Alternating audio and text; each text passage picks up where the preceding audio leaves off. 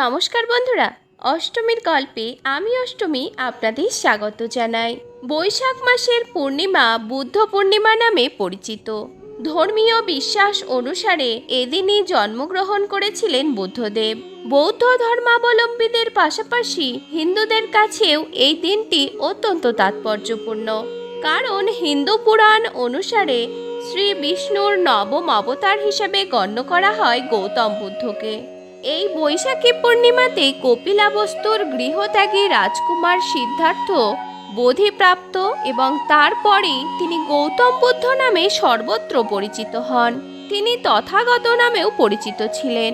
2500 বছর আগে বোধি জ্ঞান লাভ করার পর গৌতম বুদ্ধ তার শিষ্যদের মধ্যে যে ধর্ম প্রচার করেছিলেন তাই বৌদ্ধ ধর্ম নামে পরিচিত।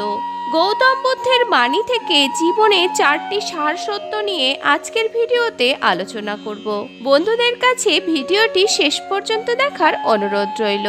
বন্ধুরা, ভিডিওটি ভালো লাগলে অষ্টমীর গল্প চ্যানেলটিকে সাবস্ক্রাইব করে রাখুন। চলুন বন্ধুরা, শুরু করি আজকের ভিডিও। গৌতম বুদ্ধের বাণী থেকে জীবনের 4টি সার সত্য।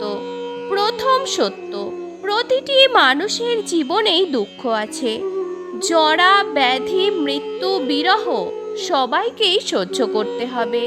মানুষ যেখানেই সুখ খুঁজতে যাবে সেখানেই দুঃখের মুখোমুখি তাকে হতেই হবে।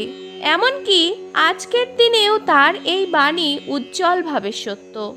ইহজগতে সুখ সমৃদ্ধিতে নিমজ্জিত থেকে যে ব্যক্তি নিজেকে সুখী মনে করছেন তাকে দুঃখ সাগরে পতিত হতেই হবে। দ্বিতীয় সত্য, প্রতিটি দুঃখের কোনো না কোনো কারণ আছে। কারণ ছাড়া দুঃখ হয় না। এমনকি আজকের দিনেও দাঁড়িয়ে করোনা অতিমারির ফলে যে শোক ও আতঙ্ক আমরা সহ্য করছি তার পিছনেও রয়েছে মাত্রা ছাড়া শিল্পায়ন, অসহিষ্ণুতা, অজ্ঞানতা এবং নিয়মানুবর্তিতার অভাব।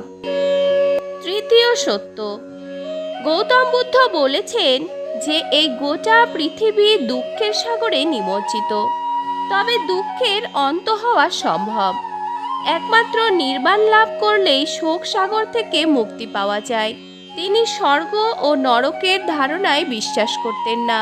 তিনি বলতেন, নির্বাণের অর্থ মৃত্যু নয়, এর অর্থ জীবনের দুঃখ কষ্ট থেকে মুক্তি লাভ করা।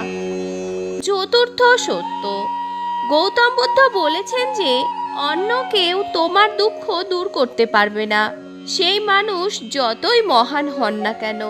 অন্যের দুঃখ দূর করার ক্ষমতা কারোর নেই।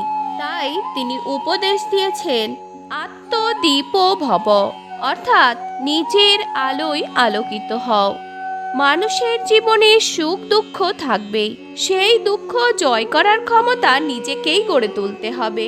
অন্য কারোর ওপর ভর করে জীবনের লক্ষ্যে পৌঁছানো সম্ভব নয়। বন্ধুরা, ভিডিওটি ভালো লাগলে অষ্টমীর গল্প চ্যানেলটিকে সাবস্ক্রাইব করে রাখুন। অষ্টমীর গল্পের পাশে থাকার জন্য অসংখ্য ধন্যবাদ।